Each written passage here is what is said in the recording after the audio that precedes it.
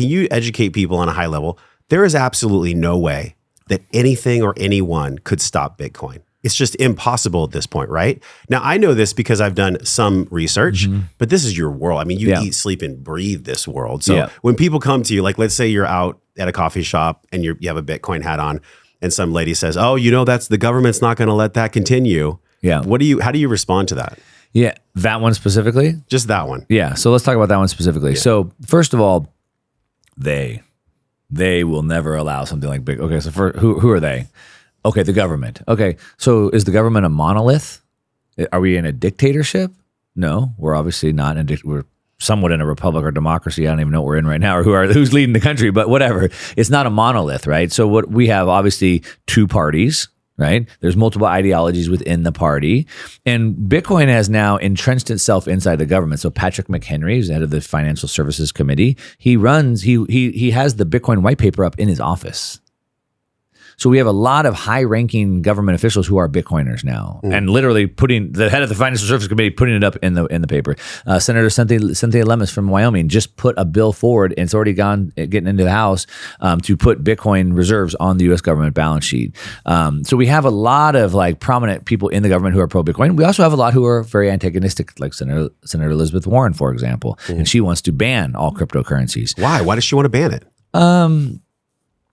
Some would argue that she's a mouthpiece for the banks, for Wall Street, big banks. But those banks are also buying Bitcoin. I agree, and we'll get to that.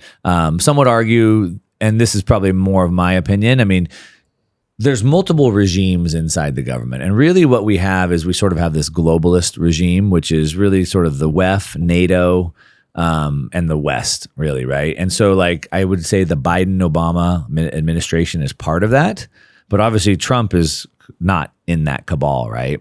And so we have this sort of NATO, EU, West kind of conglomerate, if you will, right?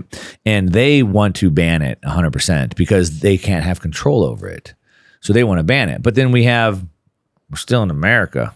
Like we still have a lot of freedom-loving people. Like what's on the ballot is freedom. That's what's on the ballot. So RFK, when he was still running, and Trump were both like, hey, we're going to make Bitcoin 100%. Of course. Like, why would we make it illegal? Like what president of America for the land of the free would run on a platform of taking away your freedom?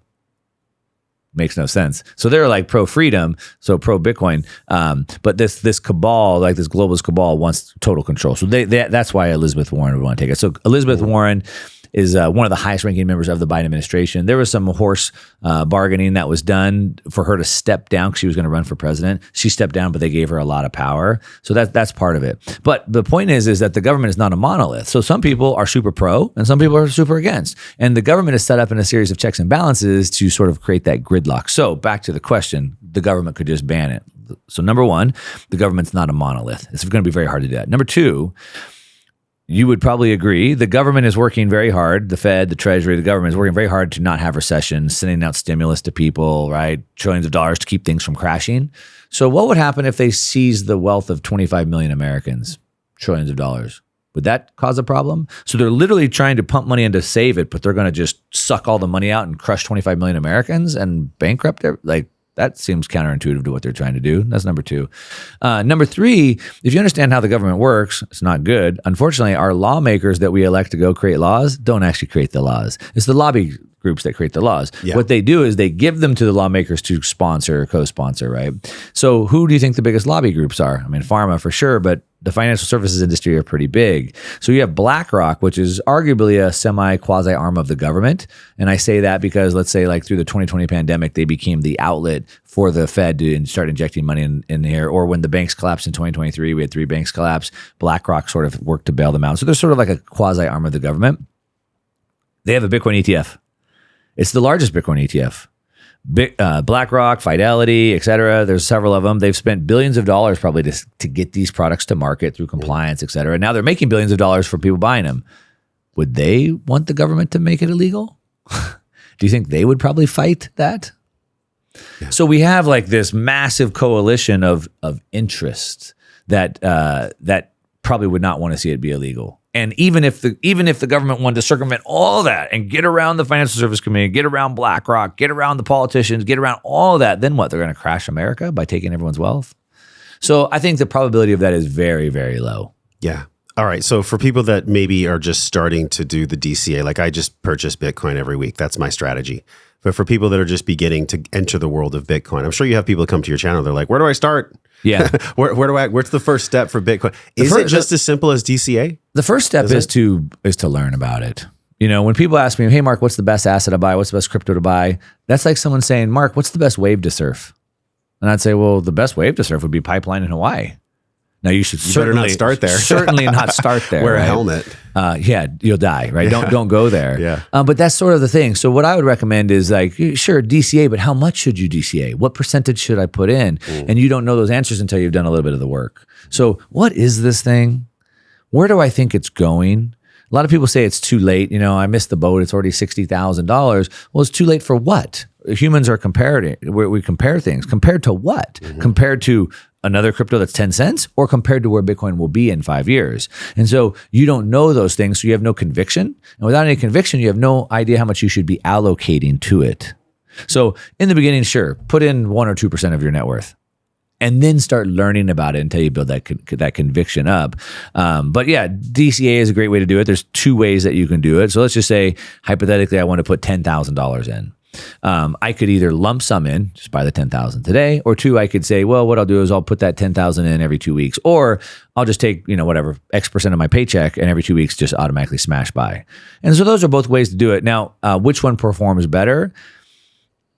It sort of depends on when you get in. If you happen to smash buy at a low, you're going to outperform someone who DCA'd in all the way up to a higher high, obviously. Sure. But there's lots of tests that show even if you started at, like, say, Bitcoin's peak in 2021, and then it crashed all the way down from 69,000 down to 20 or about 16,000, if you would have started buying at the very top peak and DCA'd all the way through, dollar cost averaging in, like you would have been way into the profit in a short period of time because you started buying at 69,000, but then you were buying at 15,000 too. And most people, when they smash buy, they miss the highs and the lows. So dollar cost averaging helps you do that. So it sort of depends on the timing. They're both good strategies. I typically, the way I do it is I buy frequently. I use Bitcoin as my store of value. That's my unit of account. And so while everybody's being hit hard by inflation and home prices are getting more expensive and gas is getting more expensive, everything's getting cheaper for me because I price everything on Bitcoin. And so whenever I have an extra surplus of money, I don't have any big business initiatives going on, I'll just put it into Bitcoin. So like a couple times a year, I just move big chunks in. And I'm not really trying to like time a perfect top and bottom because nobody knows top and bottom. But I'm dollar cost averaging in that way, but more, like I said, a couple times a year as opposed to just like on a biweekly basis. And one of the better models that I can just throw out real quick to finish this is Michael Saylor, who owns MicroStrategy, who's one of the largest Bitcoin holders in the world now, right? He's bought billions and billions of dollars. I think it's $8 billion of Bitcoin.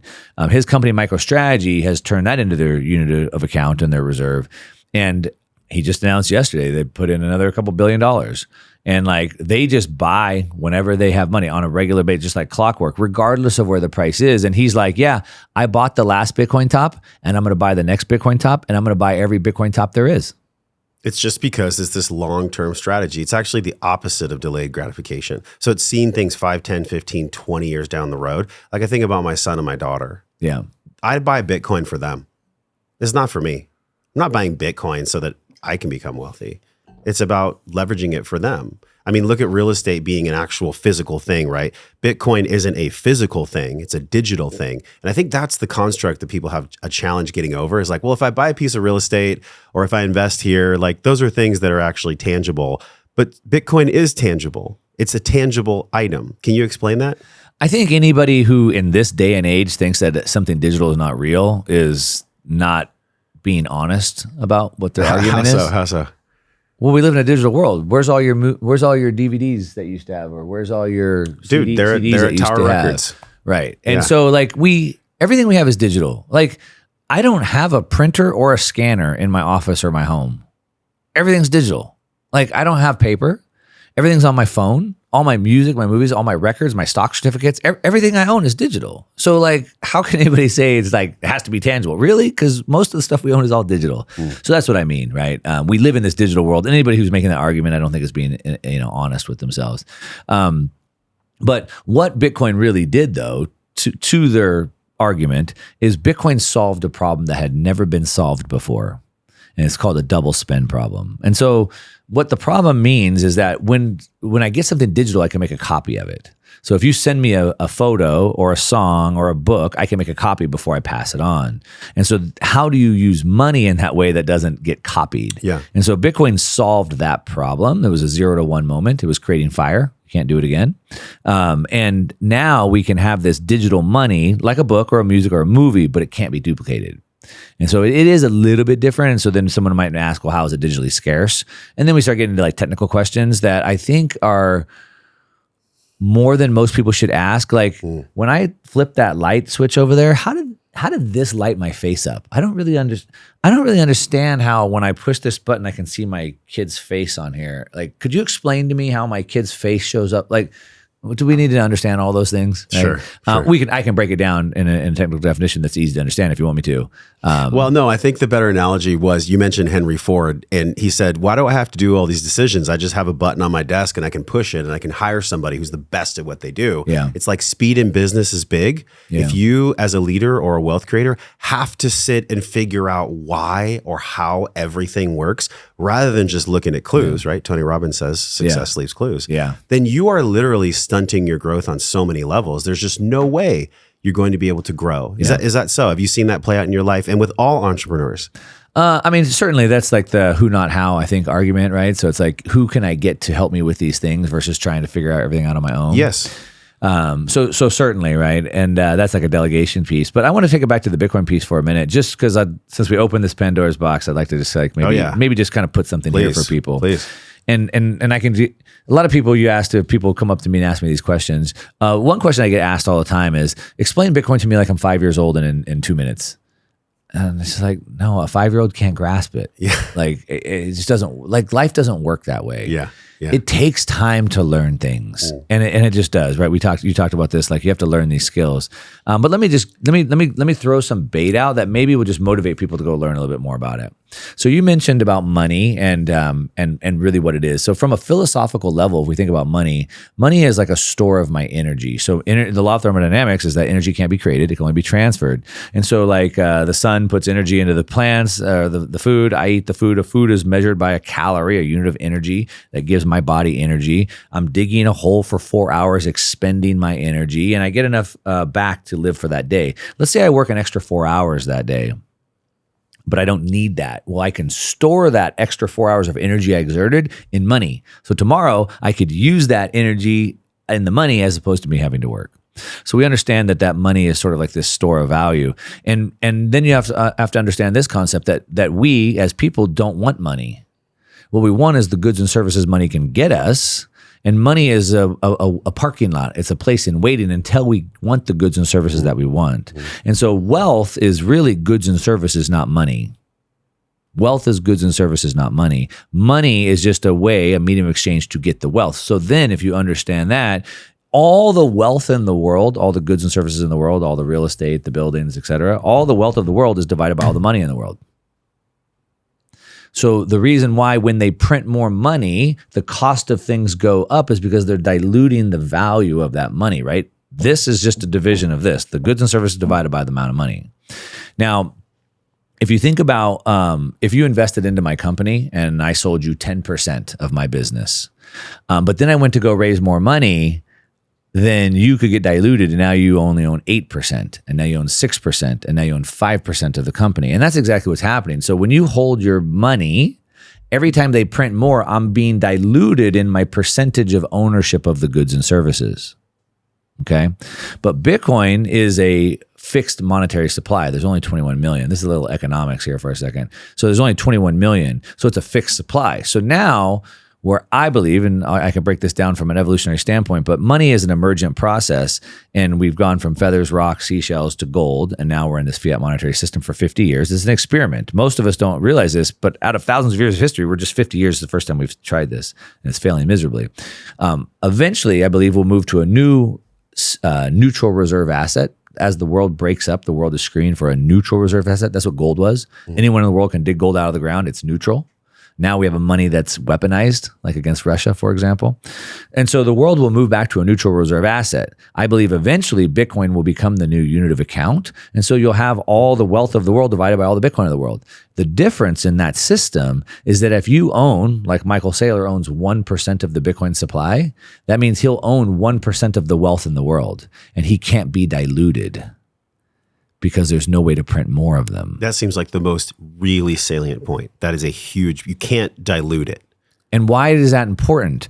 It goes back to what I said, while everyone's cost of living is going up, my cost of living is going down. Why is everyone's cost of living going up? Because they're constantly being diluted.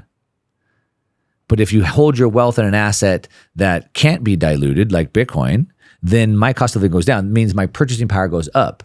And I say one of the greatest, there's that quote, the greatest trick the devil ever played is convincing it's not real. Mm-hmm. The greatest trick the Fed ever played is convincing us that the money supply always has to expand and that assets going up is a good thing. Mm-hmm. Neither of those are true. If we have a fixed monetary supply, and I just ask people this question, would you rather your money buy you more goods and services in the future or less? More, of course, because we should be working.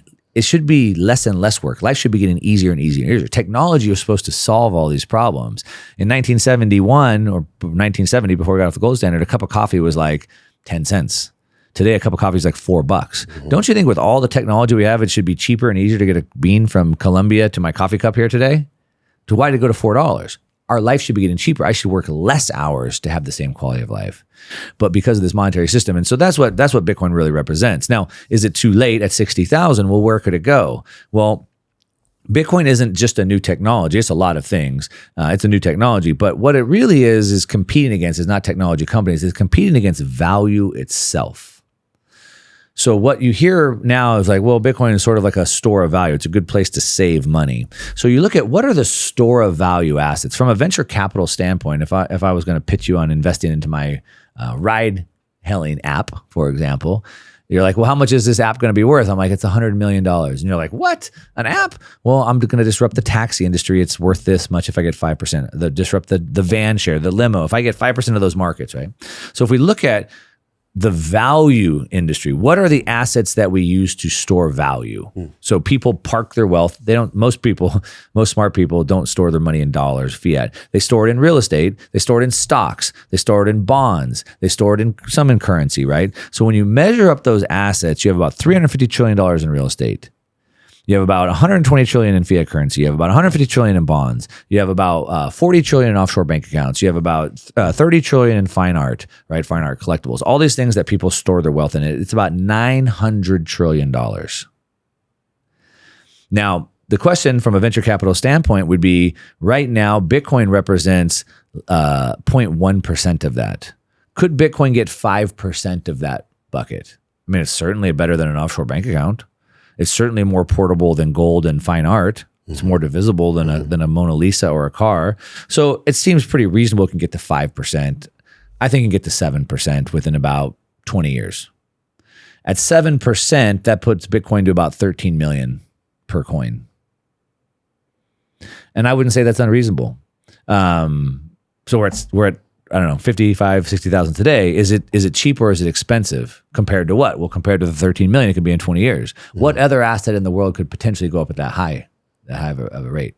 If you love that video, you'll love the one on the screen right now. Click the one on the screen and enjoy.